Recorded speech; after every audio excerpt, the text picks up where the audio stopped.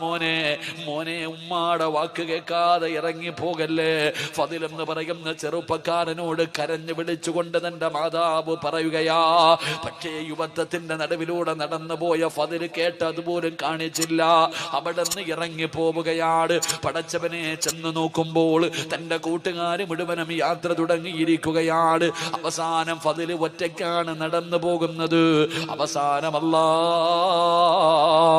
മനസ്സിന്റെ ഉള്ളിൽ വല്ലാത്ത പ്രയാസമായി, മനസ്സിന്റെ ഉള്ളിൽ വല്ലാത്ത വേദന.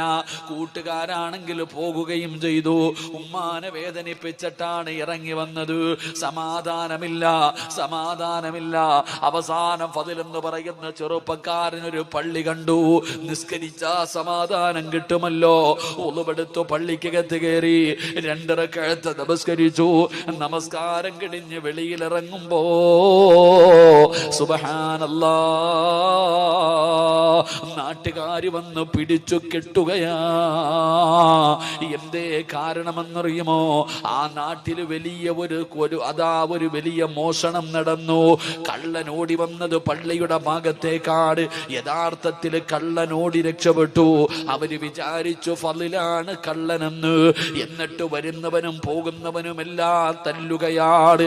എല്ലാവരും ഫളിലിനെ തല്ലുകയാണ്. എന്നിട്ട് പടച്ചവനെ കൊടുത്ത ശിക്ഷ എന്തെന്നറിയോ? ഇനി ഒരിക്കലും ഇവനെ മോഷ്ടിക്കാൻ പാടില്ല. അവന്റെ കൈ 2 വെട്ടിമുറിച്ചു, 2 കാലുകളെ വെട്ടിമുറിച്ചു, 2 കണ്ണും ചൂടുന്നെടുത്തു.